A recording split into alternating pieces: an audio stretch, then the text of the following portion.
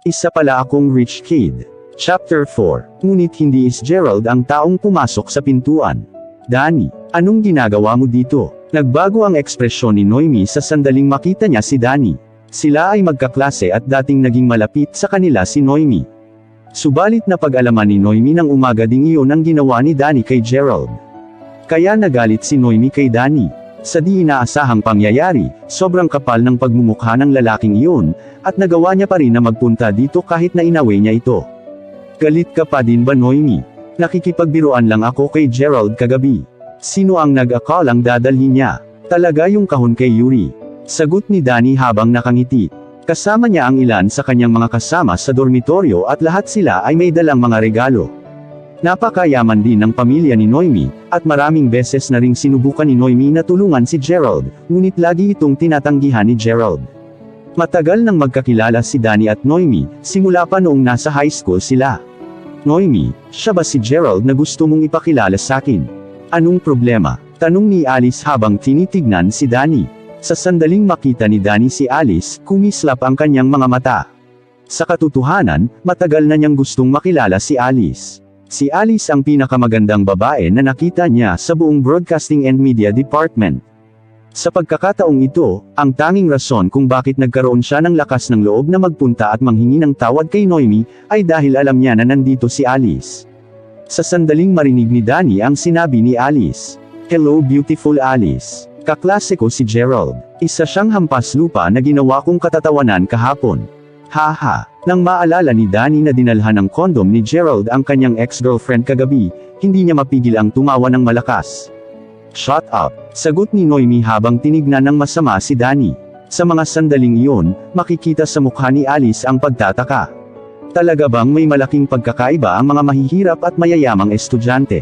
Makikita din na nakasimangot ang mga kasama ni Gerald sa dormitory sa mga sandaling iyon. Okay, hindi na ako magsasalita pa. Tumawa si Danny bago sinabi, Noemi, bakit hindi mo tignan kung anong regalo ko para sa'yo? Sa mga sandaling iyon, mayroong nagbukas ng pinto. At pumasok si Gerald nang may hawak na pulang plastic bag. Gerald, sa wakas nandito ka na. Agad na napangiti si Noemi. Tumango si Gerald sa kanya at agad niyang napansin si Danny na nakatitig sa kanya nang may halong pagkutsa. Sa katotohanan, magiging mapagkumbaba si Danny kung ang pumasok ay isang second-generation rich kid, ngunit ang pumasok ay walang iba kundi si Gerald. Tinignan din ni Alice si Gerald sa mga sandaling iyon. Sa katotohanan, gusto din ni Alice na maghanap ng boyfriend ngunit agad niyang napagtanto, na hindi nanggaling sa mayamang pamilya si Gerald. Okay lang kay Alice kung nagmula siya sa isang ordinaryong pamilya basta't kaakit-akit at may maayos na pananamit. Ngunit kahit na may itsura si Gerald, napagtanto ni Alice na ang mga suot ni Gerald mula ulo hanggang paa, ay nagkakahalaga lamang ng hindi hihigit sa $50. Masyado siyang ordinaryo. Nang maalala ni Alice ang mga sinabi ni Danny kanina lang, agad na bumaba ang tingin niya kay Gerald. Kita sa mukha ni Alice ang pagkabigo. Gerald, ito si Alice. Alice, ito ang kaibigan ko na si Gerald. Ipinakilala sila ni Noemi sa isa't isa habang nakangiti. Tumango si Gerald bago sumagot. Hello, ako si Gerald. Nice to meet you, Alice. Inangat ni Gerald ang kanyang mga kamay upang makipagkamay. Subalit hindi man lang siya sinubukang tignan ni Alice. Sa halip ay tumalikod lang siya at nagpatuloy na inumin ang kanyang juice. Naiwan sa ere ang kamay ni Gerald at pagkalipas ng ilang saglit, binaba din niya ang kanyang kamay. Alam ni Noemi na may ganitong ugali ang kanyang matalik na kaibigan. Kung interesado siya sa lalaki, makikipag-usap siya. Kung hindi, hindi niya ito papansinin. Hindi na nagsalita pa si Gerald tungkol dito. Naglakad na lamang siya upang umupo sa may lamesa.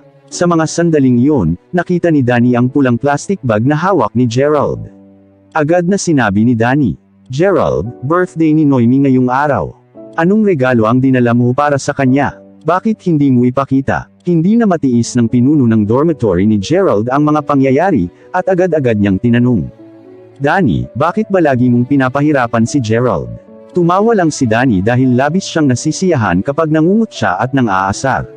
Tumingin si Danny kay Gerald bago ilabas ang regalo na binili niya para kay Noemi. Tumalabas na bumili din si Danny ng isang branded na bag para kay Noemi. Binili ko ito para sa'yo Noemi. Isang Hermes bag. Sa sandaling ilabas ni Danny ang bag, agad na napukaw ang atensyon ni Alice at iba pang mga babae. Iyang Hermes bag, di ba nagkakahalaga ang mga bag na yun ng higit sa $8,000? Agad nag-iba ang impresyon ng mga dilag kay Danny. Napakayaman ng taong ito. Si Alice, ang diyosa na napakasungit sa lahat, ay hindi mapigilan na tumingin kay Danny sa mga oras na yon. Hindi naman ganun kamahal yan. Kilala ng dad ko ang manager sa Hermes, kaya nabili ko lang yan ng $7,900.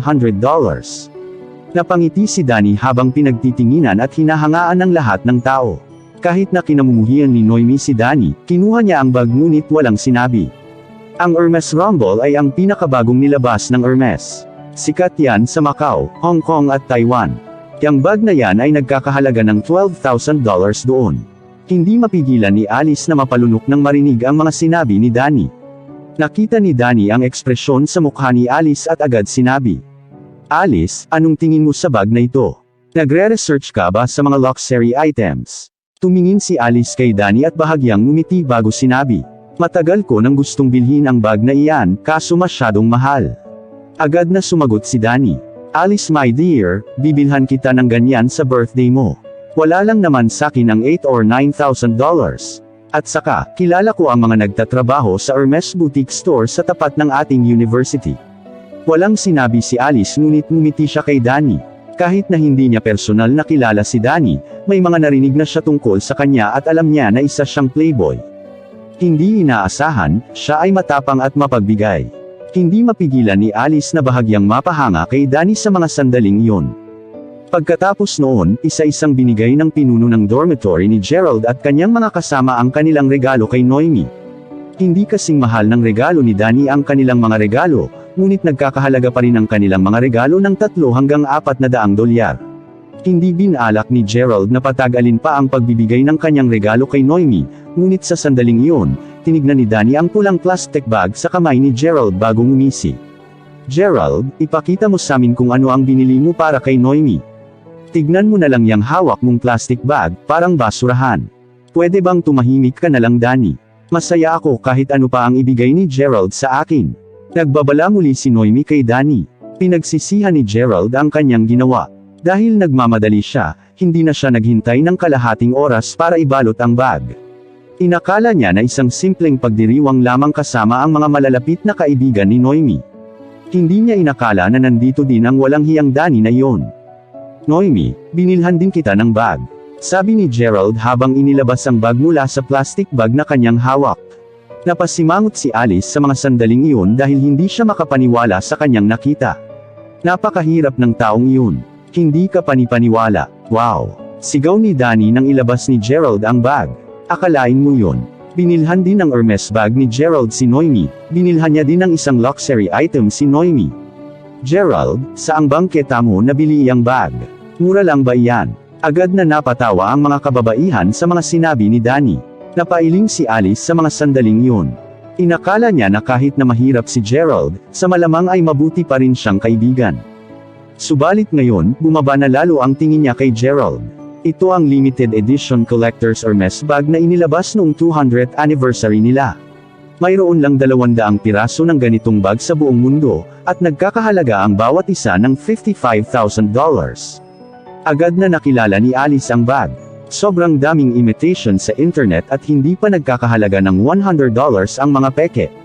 Pero kahit na gaano kagusto ng isang tao, hindi nila bibilhin yung imitation, dahil sobrang nakakahiya ang gumamit ng isang pekeng high-end product.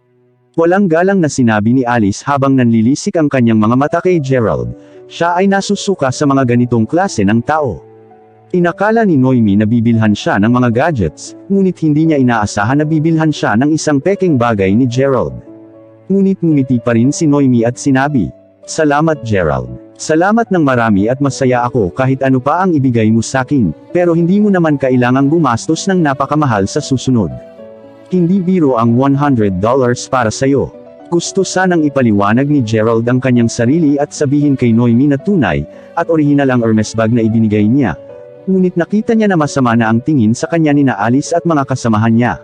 Kaya naintindihan niya na walang maniniwala sa kanya kahit na magpaliwanag siya, at baka magkataon na lalo pa silang mandiri sa kanya. Sa mga sandaling iyon, tumingin si Alice kay Noemi. Noemi, paano ka nagkaroon ng ganyang klase ng kaibigan? Walang balak si Noemi na ilagay si Gerald sa isang mahirap na posisyon, kaya sinubukan niyang ibahin ang usapan. Okay, birthday ko ngayon at masayang masaya ako na ipagdiwang ito kasama kayong lahat, uminom tayo. Patuloy na tumititig at nandidiri sina Alice kay Gerald habang hindi na sumagot ang iba pang mga lalaki.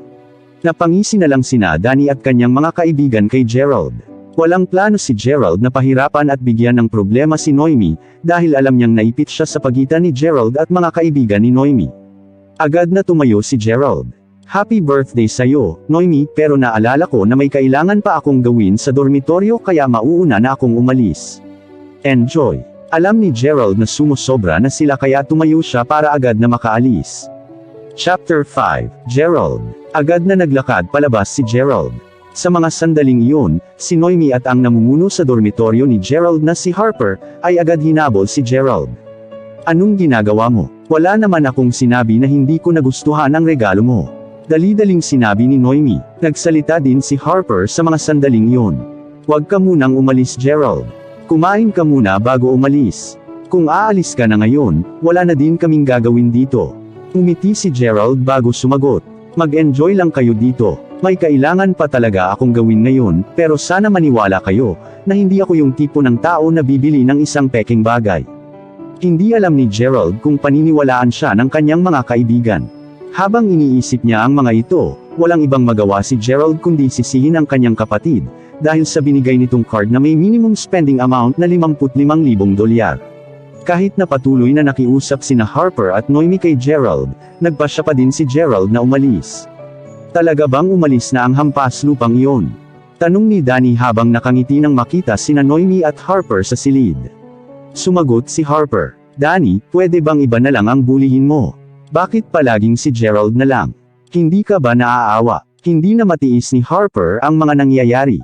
Haha, siya naman ang gumawa nun sa sarili niya. Bakit siya bumili ng isang imitation na Hermes bag para iregalo kay Noemi? At saka, pinili pa niya talaga yung peking limited edition collector's item. Wala nang tatalo pa sa kanya. Napailing na lang si Alice habang nakangiti. Tumakad si Gerald sa kalsada, habang walang kahit anong emosyon sa kanyang mukha pagkatapos umalis sa restaurant. Noong napakahirap pa ni Gerald, ang tanging hiling niya lang ay maging mayaman. Ngunit ngayon na mayaman na siya, hindi pa rin niya naramdaman ang inaakala niya.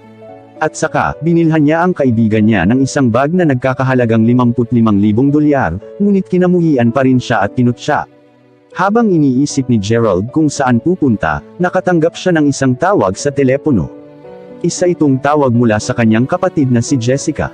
Agad na sinagot ni Gerald ang tawag. Ate, Gerald, anong ginagawa mo ngayon? Wala akong ginagawa ngayon. Kung wala kang ginagawa ngayon, pwede bang humiling ng pabor? Na-curious si Gerald sa sandaling iyon. Alam mo ba yung Mayberry Commercial Street? Nag-invest ako sa lugar na yun, at inaayos pa nung bumalik ako sa bansa, para makita 4 years ago. Kailangan kong pumirma sa renewal contract kasama ang ilan sa mga investors, kaso hindi ako makakabalik ng bansa ngayon. Sinama ko noon ang pangalan mo sa development ng proyekto. Kaya tayong dalawa ang nagmamay-ari ng Mayberry Commercial Street. Parehas lang ang resulta kung ikaw ang pipirma sa kontrata. Kaya magpunta ka doon at pirmahan ang kontrata para sa akin. Hello, narinig mo ba ang mga sinabi ko, Gerald? Siyempre, narinig ni Gerald ang lahat ng sinabi niya. Ngunit, lubos na naguguluhan si Gerald sa mga sandaling yun. Ang Mayberry Commercial Street, isa iyon sa mga espesyal na establishment sa Mayberry City. Maraming iba't ibang tindahan at mga negosyo sa Commercial Street. Nandun din ang isang lugar na tinatawag na Wayfair Mountain Entertainment, sa taas ng isang bundok sa kahabaan ng Commercial Street. Isa itong lugar kung saan madalas puntahan ng mga mayayaman at makapangyarihang tao sa Mayberry City. Ayon sa kanyang kapatid, sila ang nagmamay-ari ng buong Mayberry Commercial Street. Ate, nagsasabi ka ba ng totoo? Tayo ang nagmamay-ari ng buong Commercial Street.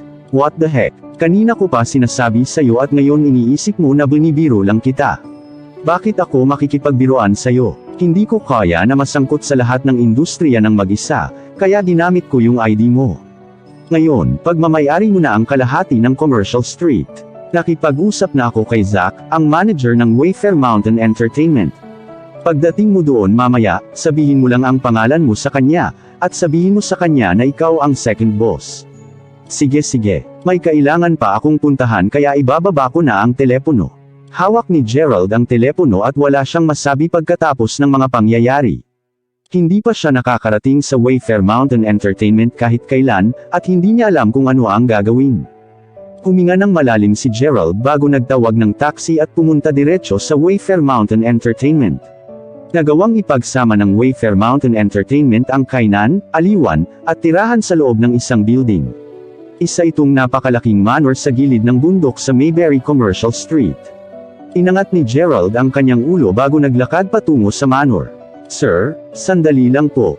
Hindi inaasahang pipigilan si Gerald ng ilang magagandang babae sa sandaling makapasok siya sa manor.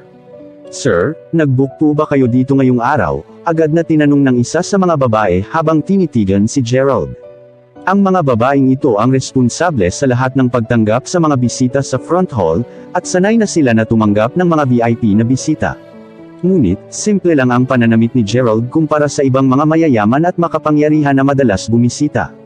Kahit na may galit sa mga mata ng mga babae, naging magalang pa din sila kay Gerald. Hindi ako nag-book pero nandito ako dahil makikipagkita sa isang tao, sagot ni Gerald habang nakangiti. Sa mga sandaling iyon, tinignan niya ang mga magagandang babae sa kanyang harapan, at naintindihan niya kung bakit kinukonsidera itong isang fairy tale sa Mayberry City. Tila mukhang kakatapos lang sa kolehiyo ang 5 o 6 na mga receptionist. Lahat sila ay magaganda ang itsura at katawan na parang isang modelo. May hinahanap ka, sinong hinahanap mo? Hindi mapigilan ng mga babae na mapasimangot nang marinig ang mga sinabi ni Gerald. Sa mga sandaling iyon, nagbago ang tono ng kanilang boses. Nandito ako para makipagkita kay Zack. Alam ni Gerald na mababa ang tingin sa kanya ng mga babae, ngunit sinabi pa rin niya ang katotohanan. Pagkatapos marinig ang mga sinabi ni Gerald, nagtinginan ang mga babae.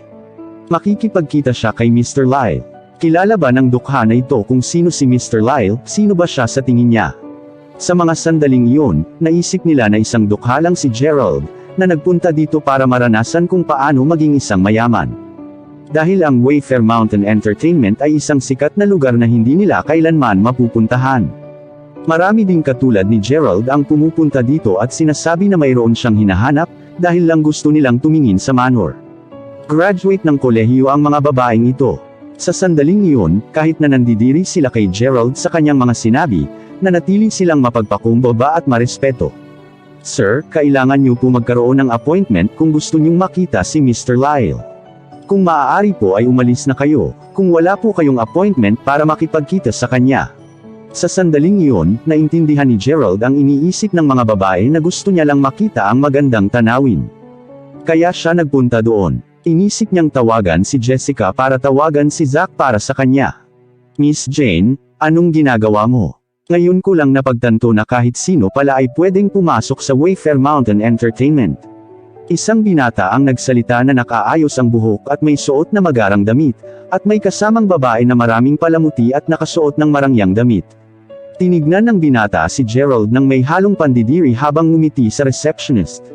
Sebastian, sinabi mo na ito ang pinakamagarang lugar dito sa Mayberry City. Bakit nandito ang isang katulad niya? Tanong ng babae sa kanyang tabi. May ilang tao na ganito ipinanganak, at walang kakayahang ipakita ang kanilang nararamdaman na walang halong sarkastiko o pag-uyam. Agad humingi ng tawad ang lead receptionist na si Jane sa binata. Pasensya na po Mr. Lewis. Aaksyonan po namin ito ngayon din. Umisi si Sebastian bago sumagot, mabuti naman. Nagpaplano ako na dalhin dito ang mga kaibigan ko mula abroad mamaya, dahil sa tingin ko, itong manor ang tunay na simbolo ng Mayberry City. Kaya sa palagay ko, hindi nyo bababaan ang pamantayan ng lugar na ito ng walang rason. Miss Jane, sana naiintindihan mo, na isang matalik na kaibigan ng tatay ko ang iyong boss na si Mr. Lyle, at madalas silang magkasama kumain. Agad na nagmukhang kagalang-galang si Sebastian nang banggitin si Mr. Lyle. Nang marinig ng babae sa kanyang tabi na kakilala ni Sebastian si Zack, agad siyang napangiti, dahil isang makapangyarihang tao si Mr. Lyle sa Mayberry City, at hindi niya inakala na maraming koneksyon si Sebastian. Sa sandaling iyon, nakatingin din ang lahat ng magagandang babae kay Sebastian, dahil nangangarap sila na makuha ang kanyang atensyon. Agad na tumango si Jane bago sumagot. Opo, naiintindihan ko, Mr. Lewis. Pagkatapos nito, seryoso ang mukha ni Jane nang tumingin kay Gerald. Sir, maaari na po ba kayong naumalis? Huwag kayong magdulot ng problema sa amin. Kung hindi, mapipilitan akong tumawag ng security guard. Okay, lalabas lang muna ako para tumawag. Huminga ng malalim si Gerald bago naglakad palabas ng manor. Inilabas niya ang kanyang cellphone mula sa kanyang bulsa habang naglalakad palabas. Lintik, ang lakas magpanggap, mayabang na sinabi ni Sebastian, "Huwag po kayong magalit Mr. Lewis. Madalas nangyayari ang ganito dito sa Wayfair Mountain Entertainment." Agad na humingi ng paumanhin si Jane kay Sebastian habang nakangiti. Agad tumango si Sebastian. Oh, nandito na ang mga kaibigan ko. Bakit hindi ka sumama at uminom ng kaunti kasama namin? Pupunta ako kung magkakaroon ng pagkakataon, Mr. Lewis, sagot ni Jane. Tumingin si Sebastian kay Jane na may bahid ng pagnanasa sa kanyang mukha bago tumango. Pagkatapos ay kinuha ang kanyang wallet sa kanyang bulsa, bago naglakad patungo sa front desk, para bayaran ang kanyang kwarto. Pagkatapos nito, tumingin ang grupo ng mga babae kay Jane nang may halong inggit. Jane, kilala mo ba si Mr. Lewis? Taas noong tumango si Jane. Siyempre, lahat tayo ay nagtrabaho dito pagkatapos sa kolehiyo. Anong punto ng pagtatrabaho bilang isang receptionist kung hindi natin susubukan na makipagkilala sa mga mayayaman katulad ni Mr. Lewis? Nakita mo ba yung malanding babae sa tabi niya kanina? Isa siyang second-rated na aktres. Ang pamilya ni Mr. Lewis ay nakatuon sa real estate business, at ang pamilya nila ay may net worth na higit sa $2 billion. Wow! Kaya pala magkakilala ang tatay niya at ang ating boss na si Mr. Lyle. Lumalabas na mataas din pala ang net worth ng pamilya ni Mr. Lewis. Hindi mapigil ang tumingin ng mga receptionist sa likuran ni Sebastian, dahil sa pagkahumaling nila sa kanya. Hahaha, alam niyo ba na yung lalaki dito kanina, ay pumunta dito para makipagkita kay Mr. Lyle. Busy ngayon si Mr. na Lyle nakikipag-usap sa chairman ng Mayberry Chamber of Commerce. Sobrang nakakatawa talaga ang lalaking iyon. Sagot ni Jane habang tumatawa. Pagkatapos ay naghanda na si Jane na lumapit kay Sebastian para makipag-usap muli. Subalit ng paglingon niya, nakita niya na ang lalaking pinalabas nila ay muling pumasok sa loob. Bakit pumasok ka na naman dito? Taking gulat ni Jane. Pati ang mga ibang babae ay nandidiri din kay Gerald. Chapter 6. Sa mga sandaling iyon, sa pinakamagarang silid sa manor, isang lalaking may edad na may kamanghamanghang aura, ang nakikihalubilo sa isang grupo ng mga negosyante. Siya ang may-ari ng Wayfair Mountain Entertainment sa Mayberry Commercial Street, at ito ang dahilan kung bakit siya ang naging pinakamayaman sa Mayberry City. Subalit, nagulat ang lahat sa mga sandaling iyon. Dahil sa sandaling sagutin ni Mr. Lyle ang telepono, tumayo siya sa pagkagulat, at agad-agad siyang tumakbo palabas ng silid. Anong nangyari kay Mr. Lyle? Hindi maintindihan ng lahat ang mga pangyayari. Sa may front desk, hindi pa nakakapasok si Sebastian sa kanyang kwarto, nang makita si Gerald na muling pumasok sa manor. Hindi niya mapigilan na gumawa ng aksyon para paalisin si Gerald. Miss Jane, bakit hindi ka pa tumawag ng security? Wala nang ibang paraan para mapaalis ang ganitong klase ng tao. Umisi si Sebastian kay Gerald. Tumango si Jane bago nagtawag ng ilang security guard. Teka, sa mga sandaling iyon, agad-agad lumabas si Zack patungo sa front hall. Taking gulat ng lahat, Lyle, Mr. Lyle, kitang-kita sa pagmumukha nila Jane at ng iba pang mga babae ang pagkagulat. Agad na marespetong bumati si Sebastian kay Zack. Hello Uncle Lyle, ako si Sebastian Lewis, at si Jacob Lewis ang aking ama. Nagkita tayo nung huling reception. Agad na naglakad si Sebastian upang batiin si Zack. Sa hindi inaasahang pangyayari, hindi man lang siya binigyan ng pansin ni Zack. Subalit, dumiretso siya ng lakad patungo kay Gerald. Naitulak pa niya sina Jane at iba pa sa pagmamadali. Ikaw ba si Gerald Crawford? Magalang na tinanong ni Zack. Tumango si Gerald. Oo, ako si Gerald Crawford. So kilala mo si Jessica? Kapatid ko si Ate Jessica. Agad na sagot ni Gerald. Yumuko si Zack sa harapan ni Gerald para magpakita ng paggalang. Kumusta Mr. Crawford? Ako po si Zack. Taking gulat ni Jane at ng lahat ng tao sa mga pangyayari. Taking gulat din ni Sebastian sa mga sandaling iyon. Nagpakita ng galang si Mr. Lyle sa harapan ng pobreng iyon. Sino ba talaga siya? Hindi din makapaniwala si Gerald sa mga sandaling iyon. Alam niyang ang kapatid niya ang boss ng Commercial Street, ngunit wala siyang ideya na malakas ang presensya ng kanyang kapatid sa lugar na ito. Hindi siya makapaniwala na makapangyarihan ang kanyang kapatid upang mabigyan ng ganitong pagtrato mula kay Zack. Sa katotohanan, hindi pa din sanay si Gerald sa buhay ng isang second-generation rich kid. At saka, hindi pa din siya makapaniwala na siya ang nagmamay-ari ng Commercial Street na ito. "Oo, Mr. Lai, inutusan ako ng kapatid ko na magpunta dito para pumirma," sagot ni Gerald. "Yes, Mr. Crawford, ikaw ay kailangan naming pumirma sa renewal contract. Ang buong Commercial Street, kabilang na ang manor na ito, ay pagmamay-ari niyong magkapatid. Matagal na kitang gustong bisitahin pero hindi ako pinayagan ng iyong kapatid." Agad na pinunasan ni Zack ang pawis sa kanyang noo, siya ay masayang-masaya na magalang si Gerald sa kanya. Subalit, napatunganga sina Jane at Sebastian sa mga sandaling iyon. Ano? Ang pobreng iyon ang nagmamay-ari ng Mayberry Commercial Street. Siya ang tunay na nagmamay-ari ng Wayfair Mountain Entertainment. Sabihin niyo sa akin, sino ang nagtaboy palabas kay Mr. Crawford kanina? Tanong ni Zack pagkatalikod niya habang tinitignan ang lahat ng tao sa paligid. Ang pagkakakilanlan ng tunay na nagmamay-ari ng Wayfair Mountain Entertainment na si Jessica, ay napaka-espesyal, at siya ang tanging rason kung bakit naabot ni Zack ang kanyang buhay ngayon. Kanina lang, halos ipagtabuyan ng kanyang mga tauhan ang ikalawang boss palabas ng sarili niyang building. Kapag nalaman ito ni Jessica, siguradong babalik siya sa dati niyang miserableng pamumuhay. Sobrang balisa si Jane sa mga sandaling iyon at nanatili siyang nakayuko, at nawala ng lakas ng loob para magsalita. Sa mga sandaling iyon, nagdududa pa rin si Sebastian sa pagkatao ni Gerald. "Uncle Lyle, sigurado ka ba na hindi ka nagkakamali? Paanong ang pobreng iyan ang nagmamay-ari ng Mayberry Commercial Street?" Malakas na sinampal ni Zack si Sebastian nang marinig ang kanyang mga sinabi, "Ogag.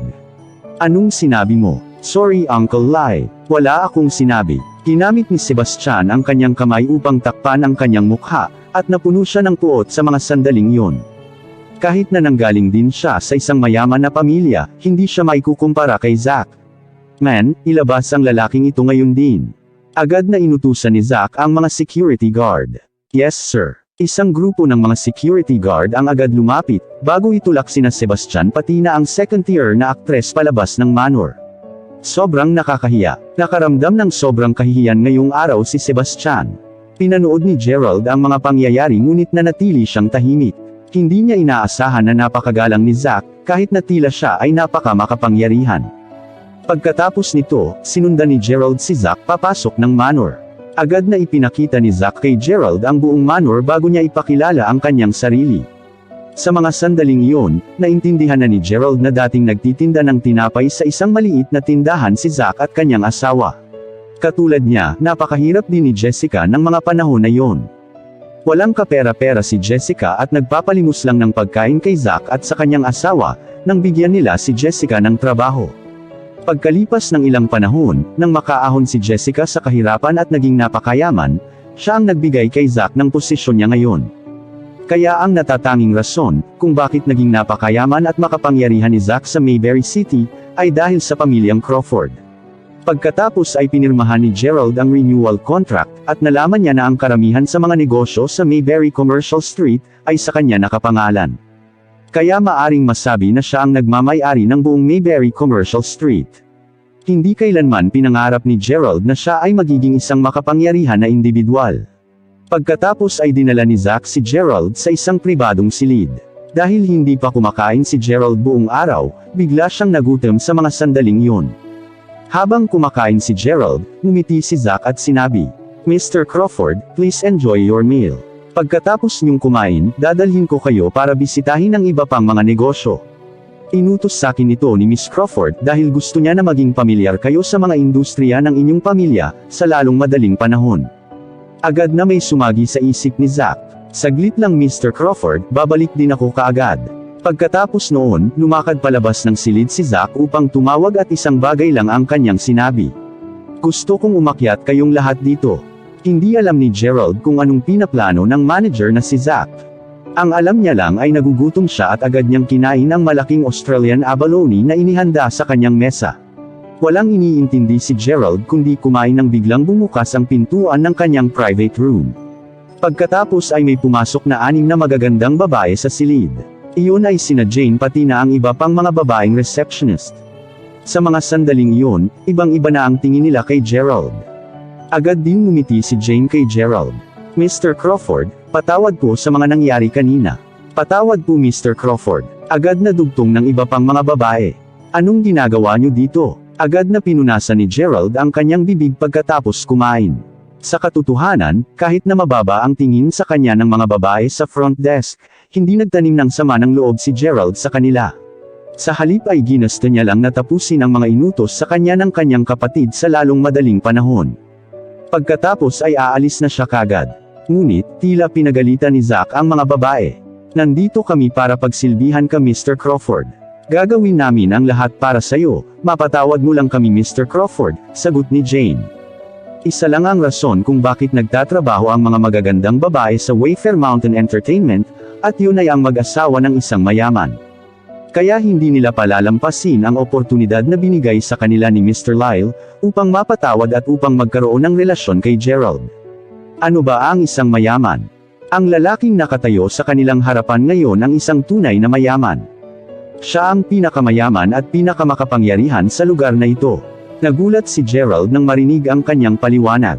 Silang 6. Sobrang nakakagulat ang mga pangyayari. Napatunganga si Gerald. Sa mga sandaling iyon, naglabas si Jane ng isang remote control bago niya ito itapat sa pader. Pagkatapos ay naghiwalay ang buong cloth wall na parang kurtina, at bumulaga kay Gerald ang isang malaking indoor swimming pool. May isa pa palang sikreto sa silid na ito. Pagkatapos ay hinubad nilang lahat ang kanilang mga palda. Inalis din ni Jane ang kanyang suot pantaas habang umupo sa tabi ni Gerald. Bago mawala ng kontrol si Gerald at bumigay sa pang-aakit, biglang tumunog ang kanyang telepono. Tumatawag ang kanyang kapatid. Nahimasmasan si Gerald at sinabi, "Mga binibini, lalabas lang ako sandali." Pagkatapos ay agad tumakbo palabas ng silid si Gerald. Natuklasan niya na tumawag ang kanyang kapatid upang magtanong tungkol sa renewal contract. Pagkatapos sinabi din ni Jessica kay Gerald, na masanay ng mabuhay na isang mayaman at kalimutan na ang pagiging isang mahirap. Pagkatapos ibaba ang telepono, inisip ni Gerald, kung dapat ba siyang bumalik sa silid. Habang nag-iisip, bigla niyang naalala ang mga araw na sila pa ni Xavier. Noong mga panahong iyon, mahal na mahal niya si Xavier, at iyon ang rason kung bakit nirespeto niya si Xavier, at walang sexual na nangyari sa pagitan nila. Hindi mapigilan ni Gerald na masaktan nang maisip si Xavier. Kung malaman ni Xavier na mayaman na siya ngayon, magbabago kaya ang kanyang isip at makipagbalikan sa kanya. Bigla niyang naisip ang mga sandaling magkahawak ang kanilang kamay habang naglalakad sa cafeteria, sa library, at sa lahat ng pagkakataon na magkasama silang dalawa. Sa mga sandaling iyon, nawala ng sigla si Gerald dahil ayaw niyang gawin iyon ng walang dahilan. Pagkatapos ay nagpasya si Gerald na hindi na bumalik sa silid, at tinawagan niya si Zack upang ipaalam na mauuna na siyang umalis. Pagkatapos umalis sa manor, naglakad-lakad si Gerald sa paligid ng Mayberry Commercial Street ng mag-isa. Lahat ng naglalakad sa Commercial Street ay mga kabataan na may mag-agarang pananamit, o mga boss na lumalabas-pasok sa iba't ibang gusali. Siya ang nagmamay-ari ng Mayberry Commercial Street. Hindi dapat mas mababa ang tingin niya sa sarili, kumpara sa ibang mga tao. Kinailangan ni Gerald na ipaalala ito sa kanyang sarili. Sa mga sandaling iyon, nakarinig siya ng isang pamilyar na boses. Gerald. Nang tumalikod si Gerald, nakita niya si Noemi at Alice na nakatayo sa harapan ng isang karaoke bar. Bukod dito, nakita niya din sina Danny, Blondie at iba pang mga kalalakihan. Gerald, ikaw nga, akala ko ba, sabi mo babalik ka na sa dormitoryo? Bakit ka nagpunta sa Mayberry Commercial Street? Niloloko mo ba ako? Nagmadaling lumapit si Noemi kay Gerald at galit na nagtanong. Napatunganga na lang si Gerald.